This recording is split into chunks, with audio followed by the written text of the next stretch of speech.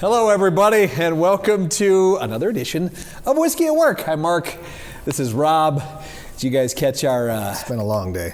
Did you guys catch our feature film last week on the YouTube and the Facebook? God, I can't believe how long it was. Just a hair longer. No, it was longer than we normally do, obviously, but that was the most fun I've had doing one of these. I mean, they're fun to do, obviously, because we're on the clock getting paid to drink.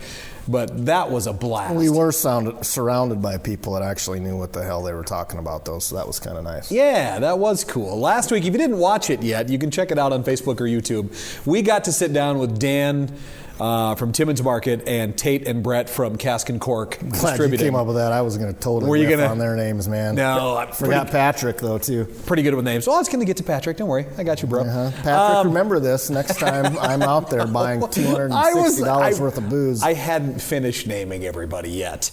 And they let us sit in while Dan and Patrick picked Dan Patrick. Oh, that's why that comes. Now, let's be honest. ESPN. Who really picked it? Oh, God. Okay, go watch the video. Go watch it. You tell me who picked the right barrel. We got to watch Dan do a barrel pick that they sell now, or will be selling once it gets bottled. And it says it's on its way almost. Already? I talked to him today, yep. He said that he confirmed that they picked barrel number 3 and put the order in, and it's coming soon. So do you want to, take your second to gloat, all right?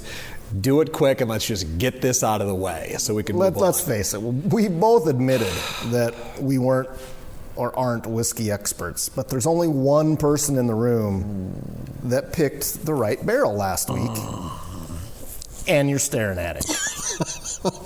I don't know what else to tell you. One of us is clearly less of an expert than the other one, and now we know who that is. And we're done. All right? Until next week on Whiskey at Work, where I bring it up again. Well, what we decided to do then with this episode, since we got to sit and taste three different barrels while they picked one, is we decided, let's go back to Timmins and let's actually try one of, we've got two of them, actually. Two of them, yeah. They only had 3 left out of what they have picked out of the 9 that they had. So there's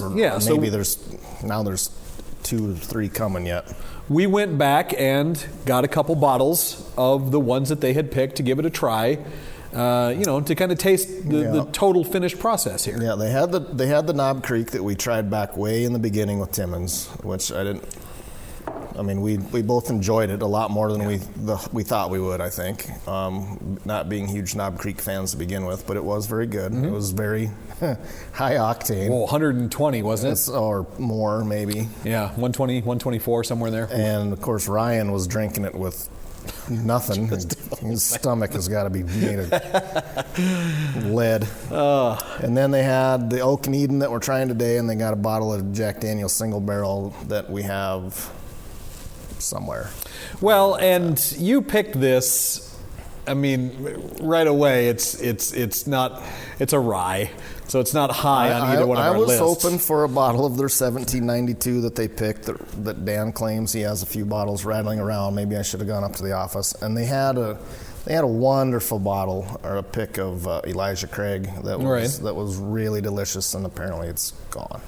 Really? So you didn't try very hard is what I'm getting out of this today. I strolled in with a company card, bought what they had, and then walked out. I took 2 of the 3 bottles they had. What do you want? Fine.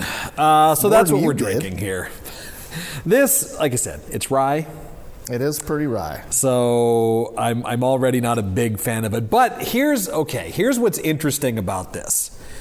That a couple of years ago, we did this, or I did this unintentionally.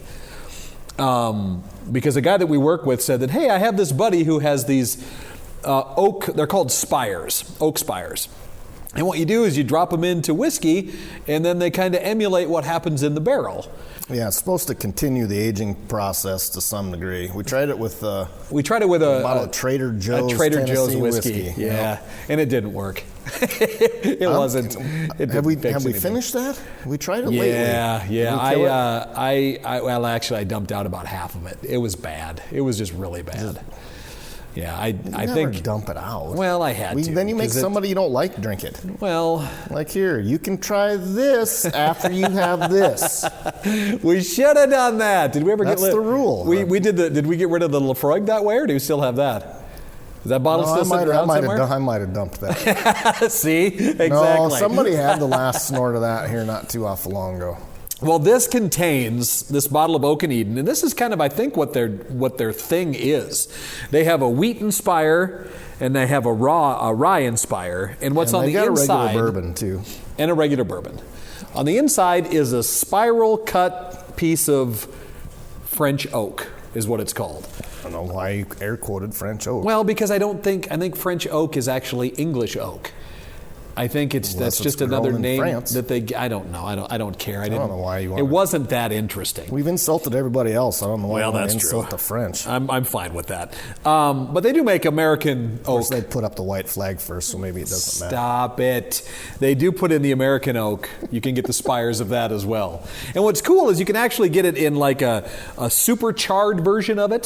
So it's really been through the Spire flame. toasted to whatever degree. You can get a dark spire. You can get a light spire. And that one's apparently medium. This must be. It doesn't. Although that on the label. Well, where does it say that? It says fire. Finished with a French oak spiral. Next. Oh yeah, fire medium. What is medium fire? It's not light. It's not heavy. It's medium. No, you can really adjust the.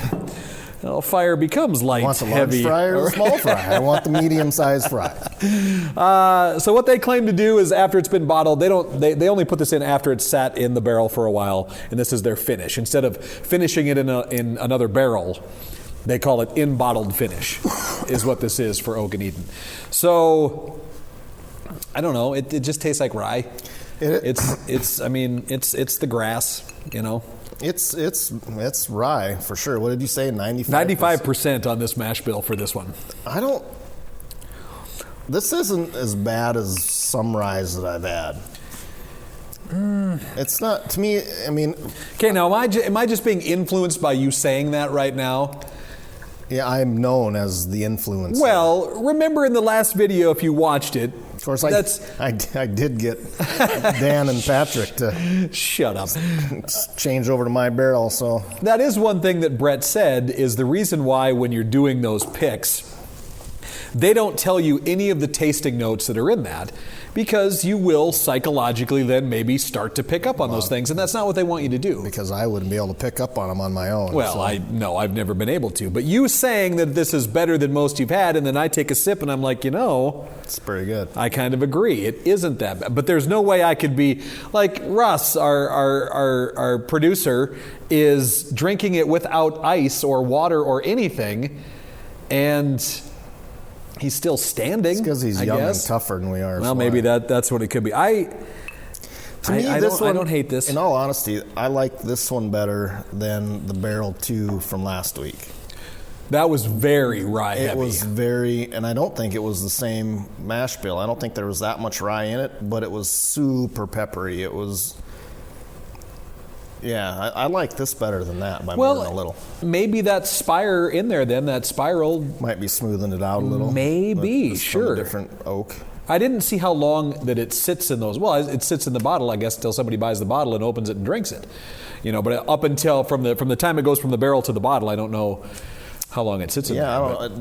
It didn't have a date on it that I noticed. No, I didn't see that either. I didn't ask Dan when they bought this one either, But it's interesting, and it does kind of go along with Dan's palate, because he likes those whiskeys and those bourbons that tend to last a little bit longer, that he told us, after you swallow it. He doesn't like that to go away right away. To me, I like the burn, but I don't necessarily want that flavor the whole time. I'm kind of with you on that part of it. I don't need it to repeat on me for the rest of the day, like the Lafroig. Like the Lafroig or the Lagavulin. Oh man, you couldn't eat enough onions and blue cheese to get that out of your mouth. Holy crap! But maybe that's why it's so appealing. You do get to taste it for days. Well, you'd think Dan would be drinking scotch like a son of a gun. Possibly, but this is. I guess if you're gonna drink a rye, for a rye, this is pretty smooth. It doesn't sit on your tongue forever. I don't know. It's got a nice flavor and a nice finish to it, especially once you get it down to, a proof that would only run your car and not. Because this is 116. That's what this is. That's what this is sitting in the bottle at. So yeah, what, about 25% more than easily most bourbons are bottled at. So break it down a little bit, and that is pretty tasty. But it's Bridgeport, Texas, I believe, is where they bottle it. But we're pretty sure that it's probably an MGP. It's distilled in Lawrenceburg, Indiana. So right. It's a sourced whiskey, which I don't know. You and I agree or may not that we gave sourced whiskey a hell of a hard time just because we were young and dumb and didn't know any better. And we're learning that it's not that bad. Well, and it turns out about half the whiskey in the world is made in Indiana anyway, so you might as well get on board and like some of it. Right? Yeah, that's true. Don't fight it, everybody. And they do finish very uniquely, and they are their own products essentially when they get done. So right, even though somebody else is doing all the work. How many bottles of this did they have left at Timmins if somebody wanted to go out and grab one? Well, I didn't do an inventory check. What's the point then? Yes. Well, I don't know. I didn't go back into their storeroom. There was a half a dozen. I'm guessing they have more than what was on the shelf. Sure. Sitting there in the store. What was the price of this? Do you remember? Based on the grand total of the ticket, I'm going to guess about $60. Rob spent a lot of money out there today. And only about half of it was my own, so I was really happy about that. All right, so about $60 for a unique whiskey with that French oak spire in the middle of it. If you haven't tried it, it's worth it. I mean, you've spent $60 on dumber shit than this. Oh, absolutely. All right, it is official. March 5th, Whiskey Fest returns. Is that the first Saturday? I'm going to have to trust you. Yep. That's the first Saturday of March. It returns to downtown Rapid City. It'll again be at the Rushmore Hotel. 4th? No, it's the 5th. 5th? March 5th is the Saturday. 5th annual? 4th annual. It's amazing how little research how long have we been doing this? It'll be the 4th. It'll be the 4th one. Because it's just like Beer Fest. We had to skip the year for COVID. Yeah, but we didn't skip Whiskey Fest. We actually did it. No, we didn't do one last March. That was March of 19. It was right before the COVID stuff happened, and that was the last big event that happened in Rapid City. Oh, we didn't do one Whiskey Fest this March, did we? Damn it. So it will be 4 years, the 4th one we've done. Tickets hopefully are going to go on sale here mid to late December. Hopefully. That's what I'm going to be pushing for to get these out the door. So we'll be excited. That way, if you have a whiskey lover, great Christmas needs. Yeah, it's a perfect gift. Maybe we can get our pooping group quick enough to make that happen for you. Anyway, Dan, thanks again. Absolutely, Dan. Appreciate it. You bet. And if you want to find a bottle of this, you can stop at either Timmins location. They've got one in the Valley here in Rapid City and one out in Box Elder. And if you ever find yourself in our neck of the woods, maybe if you're watching this from out of state somewhere, or we have like 2 fans in Scotland that watch this too. So wow. First off, we're I'll very have to be careful about what I say about Lefroy. If you guys ever come over, make sure you check it out. But thank you so much for watching this edition of Whiskey at Work.